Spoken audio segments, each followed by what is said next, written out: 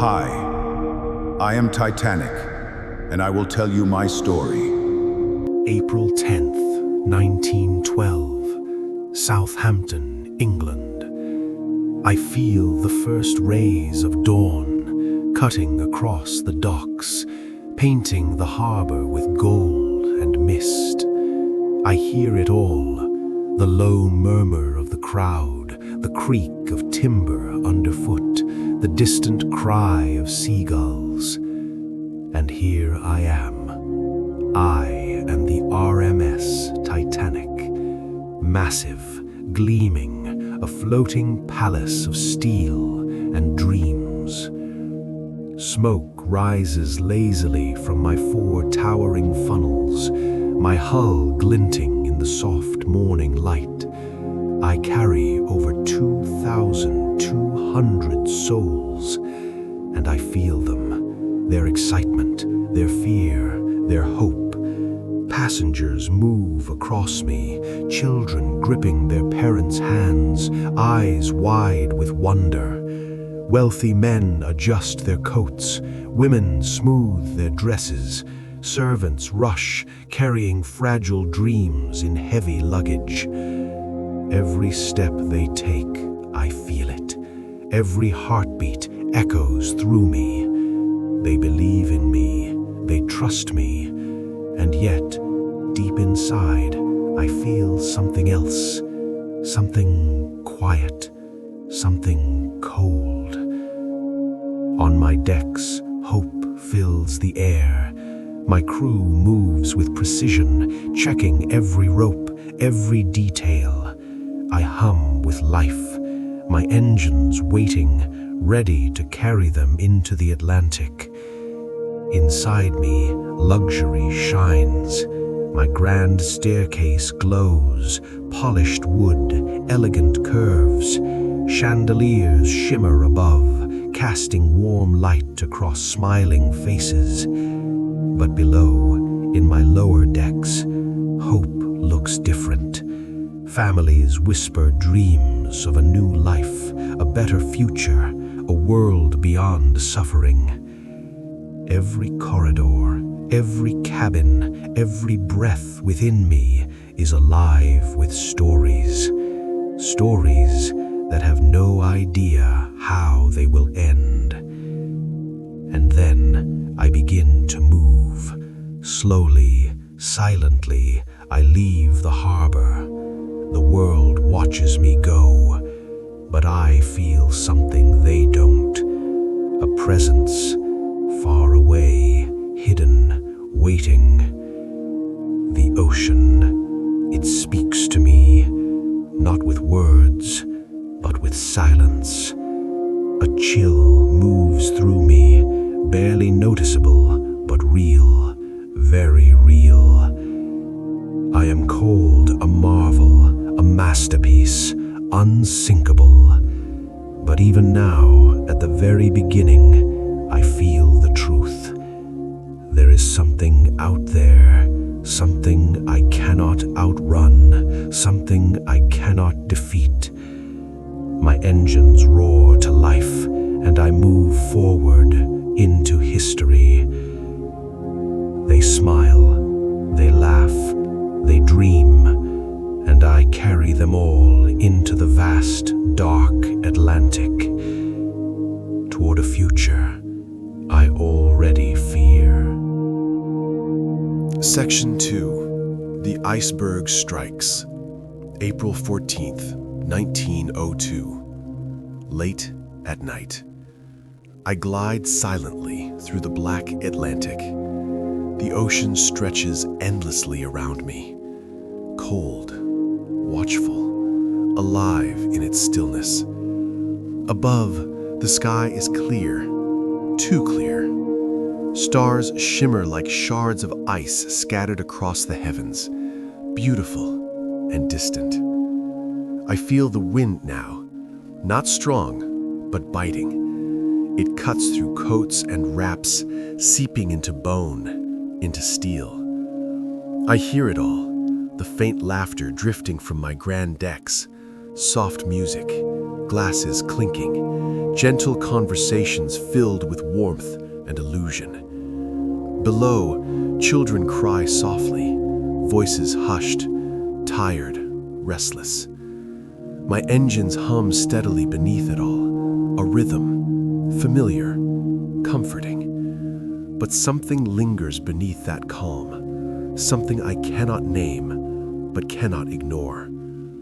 And then, a sudden, jarring impact, a thud, violent and final.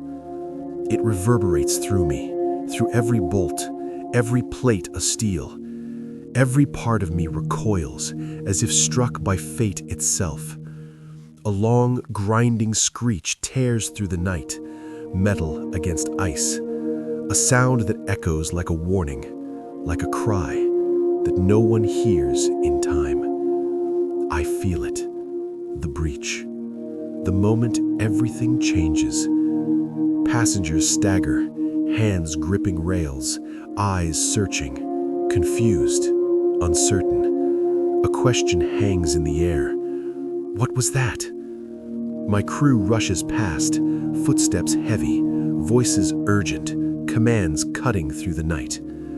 But beneath all their noise, I hear it, the quiet beginning of my end. Below my surface, the ocean enters, not as a wave, but as a silent invader, cold, merciless. It flows through my lower decks, seeping into corridors, into cabins, into places where dreams once lived. Luggage drifts, letters float, memories begin to dissolve. I feel it all, as if it were my own blood, being replaced by something change, something colder. Mothers gather their children close, whispers trembling, promises they struggle to believe. Soldiers move with urgency, voices rising, trying to hold back chaos, trying to fight time itself.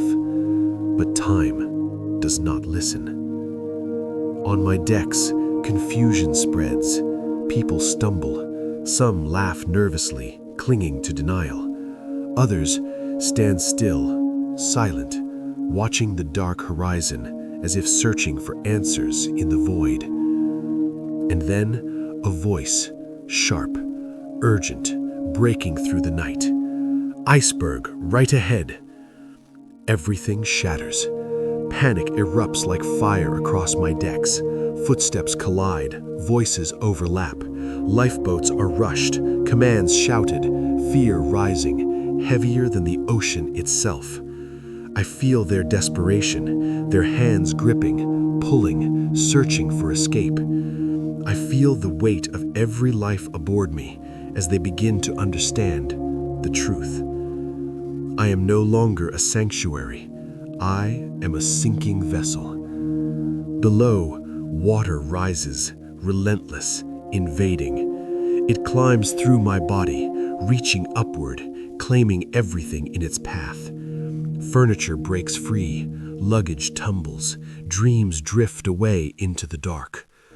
Families are torn apart, voices calling out, names, prayers, goodbyes that come too soon. I feel every cry, every scream, every moment of terror as if it were my own. My structure groans, metal bends, wood cracks.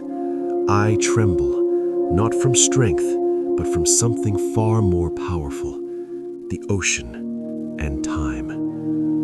And yet, even here, in the face of the inevitable, there is something else, something fragile, something human. Crew members helping strangers, guiding them, holding on to hope. Musicians playing, their notes soft, haunting, rising above the chaos, as if music alone can hold back the darkness.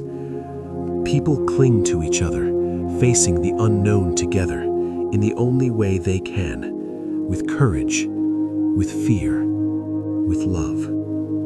And I feel it all, every second, every heartbeat, every life echoing within me. as I tilt, ever so slightly, into the cold embrace of the Atlantic, and I begin to understand. This is no longer a journey. This is a farewell.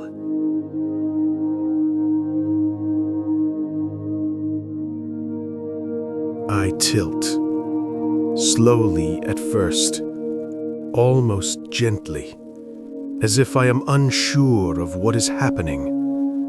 But the truth soon reveals itself.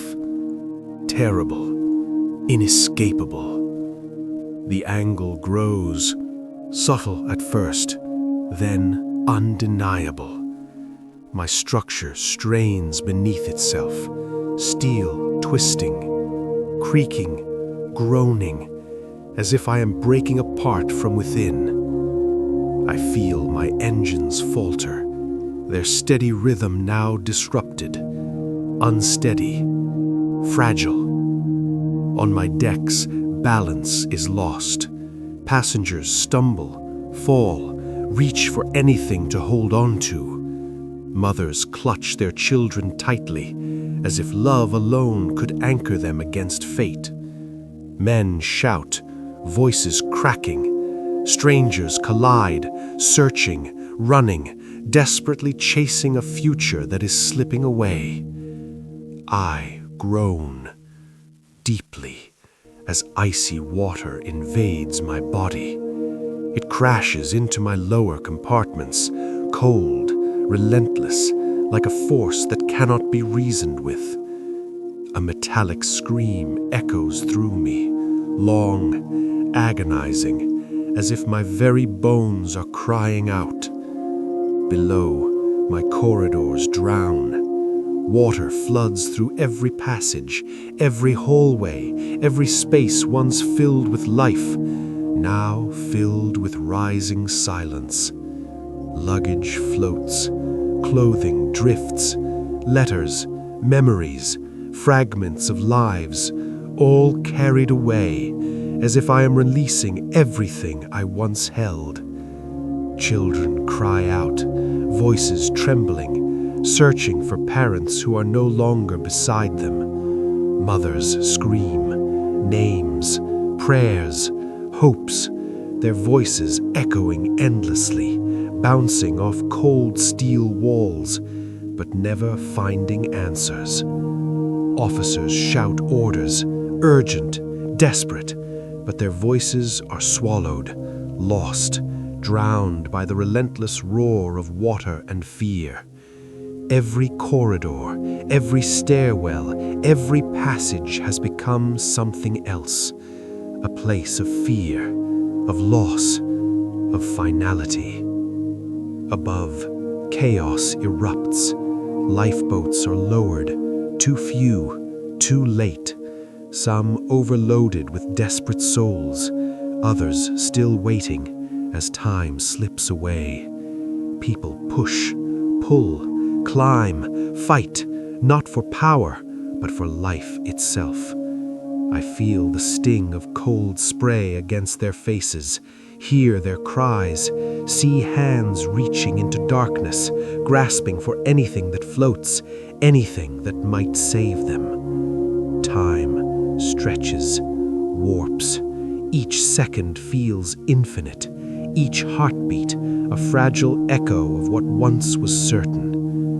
And yet, through all this chaos, there is something else. Music. My musicians, still playing, still holding on to something pure.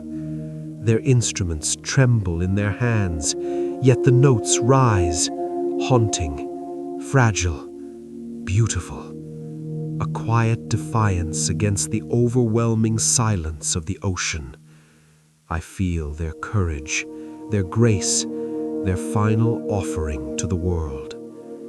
And then I begin to break. My bow plunges deeper into the abyss, while my stern rises, lifting toward the sky, a final act of impossible imbalance. Decks collapse, rails snap, structures fail. Passengers are thrown into the cold embrace of the Atlantic, screams filling the air, then vanishing beneath the waves. Faces filled with terror, eyes wide with shock, realizing, understanding too late that there is no escape. The cold is merciless. Those who enter the water feel it instantly, a biting, burning cold that steals breath, strength, hope. Some cling to debris, to fragments of me, to anything that floats. Others cling to each other, as if human touch alone could resist the ocean's claim. Waves toss bodies, indifferent, unyielding. They do not see wealth or status or dreams, only survival and surrender. Lifeboats drift in the distance, carrying only fragments of those I once held, tiny pockets of hope floating amid a sea of loss. And yet, even here, in this overwhelming darkness, there are moments of light. Crew members guiding the young, lifting children toward safety, strangers holding one another, offering comfort in the face of the unknown, fathers making silent sacrifices, ensuring others live even as they let go. I feel it, this quiet bravery, this fragile humanity shining against the vastness of despair. And as I continue to descend, tilting further into the cold, I understand. I am not just falling, I am witnessing everything. The fear, the courage, the loss, the love, all of it echoing within me as I surrender to the depths of the Atlantic and to history. Dawn breaks slowly over the North Atlantic. The sky is pale, gray, lifeless, as if the world itself is holding its breath. I lie beneath the waves now, silent, still, hidden from the world above.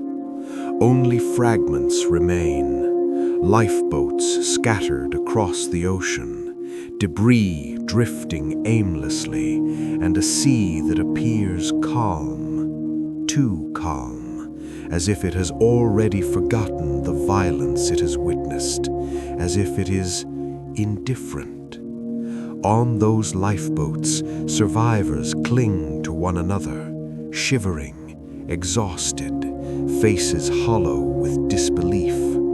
They stare into the distance, as if expecting something to return, something that will never come. Mothers hold their children close, whispering softly, words of comfort, promises that tremble as much as their voices.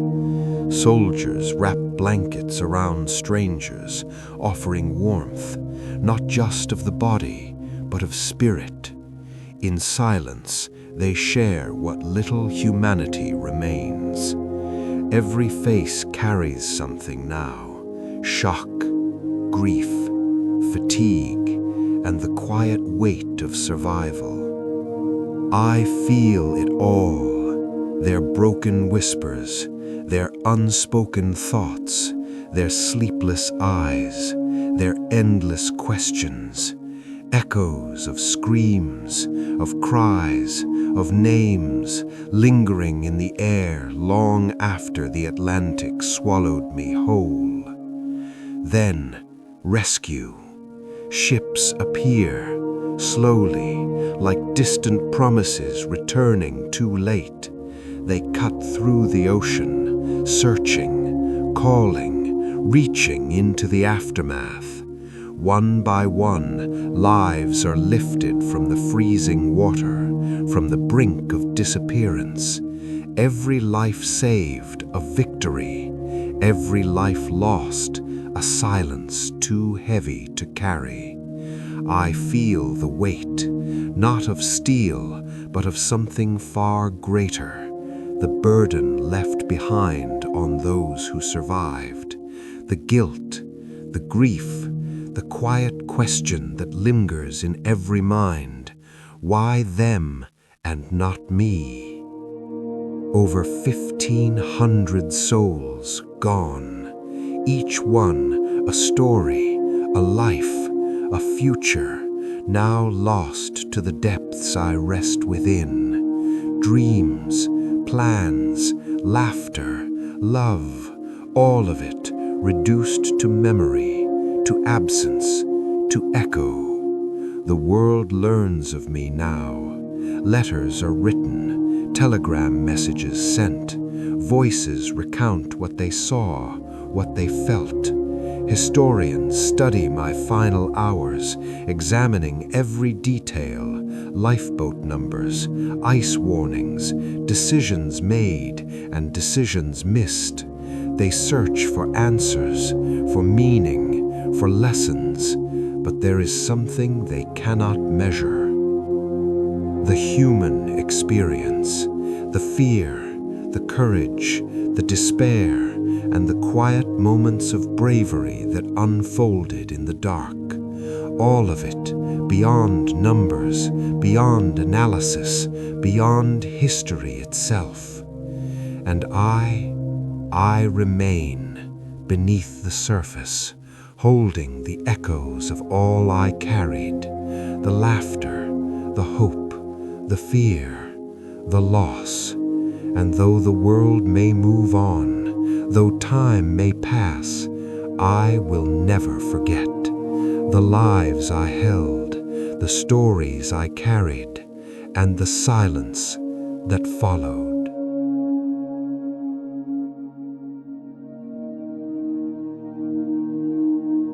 The Atlantic returns to its deceptive calm.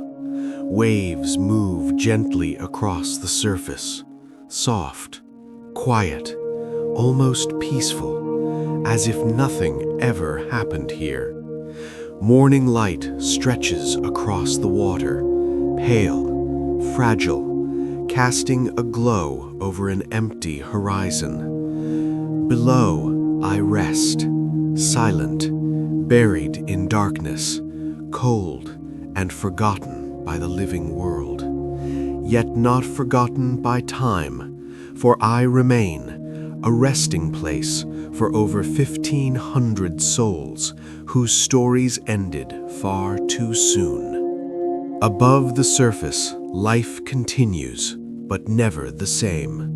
Survivors return to a world that moves forward as if nothing has changed, but they know everything has. They carry it with them always, memories that do not fade, echoes that do not quiet, grief that settles deep within the heart and does not leave. Mothers who lost children still feel the weight of empty arms. Fathers who could not save their families carry silent sorrow. Crew members who survived remember every face, every voice, every life they could not save. I feel their whispers, their sleepless nights, their quiet thoughts, their endless remembering, like waves that never fully retreat. News travels, slowly but inevitably. Across oceans, across continents, my story spreads. People read and react with shock, with sorrow, with disbelief. The legend of the unsinkable ship is broken forever. The world confronts a truth it cannot ignore, that even the greatest creations are not beyond nature. My story becomes something more, a lesson in ambition, in pride, in the limits of human control, in the fragile balance between man and the natural world. But within that lesson, there is something else, something just as important. Humanity. In the midst of overwhelming tragedy, there are moments, small but profound. Strangers helping strangers, hands reaching out in the darkest moments. Musicians playing, not for fame, not for glory, but to calm the fear, to bring comfort in the face of the inevitable. Families clinging together, lives held close, even as everything falls apart. I see it, all of it, these moments of light piercing through the darkness, proof that even in despair, humanity endures. Though I now rest beneath the Atlantic, my story does not end here. It lives in memory, in history, in stories passed from one generation to another, in books, in films, in voices that continue to tell what happened. Each retelling carries something with it: the ambition, the hope, the fear, the courage, the heartbreak, and the silence. I am remembered not only as tragedy, but as witness, as a keeper of human spirit, of both its triumph and its failure. My voyage is complete, but my story remains alive, a reminder of what was lost and what was found. In the end, I am more than steel, more than a ship.